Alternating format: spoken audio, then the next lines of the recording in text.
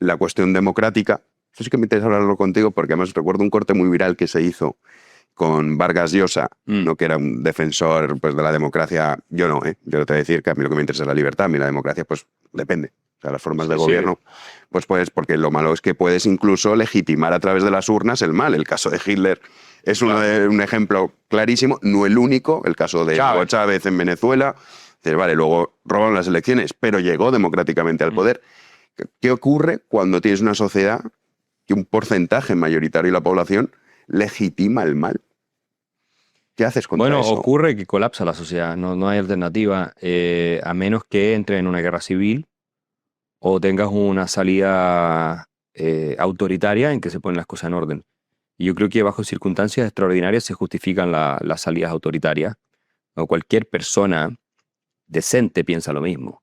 Así como bajo circunstancias extraordinarias se justifica ir a la guerra, ¿no? Nadie va a decir hoy que malo los ucranianos que están matando rusos. Incluso hay denuncias de torturas y cuestiones que han hecho soldados ucranianos con rusos. O sea, hay todo tipo de abusos, porque las guerras, esas cosas pasan. No existe la guerra donde no pasa nada de eso. Y todo liberal clásico, de John Stuart Mill en adelante, incluso antes, entendió que la democracia no es un fin en sí mismo. O sea, y Schumpeter tiene un ejemplo muy claro donde él dice, bueno, preferiríamos a un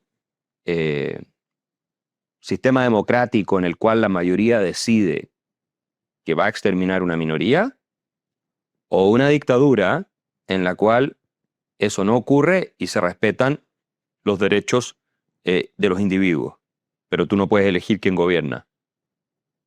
Esa pregunta la hacen Capitalismo, Socialismo y Democracia, Joseph Schumpeter. Sí, que son dos tomos. Y eso te refleja claramente que la democracia no es un fin en sí mismo, lo que importa, como bien dices tú, es la libertad.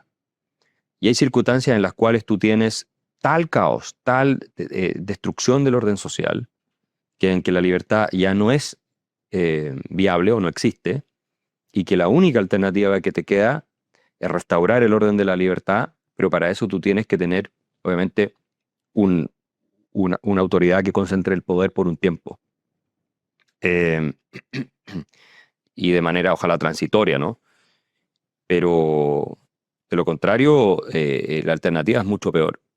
Entonces, la democracia no es un fin en sí mismo. Ahora, yo prefiero la democracia por sobre todos los sistemas, por supuesto, la regional, pero hay veces en que hay excepciones. Incluso las constituciones contemplan estados de excepción en todas partes, donde se suspenden las garantías, se suspenden los derechos individuales, y tienes, para todos los efectos prácticos, ley marcial. Gobiernan los militares.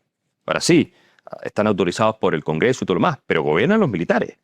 Sí, ahí lo vimos. En la pandemia hubo muchos ejemplos de esto. Es la ley de los militares la que rige. ¿Ya?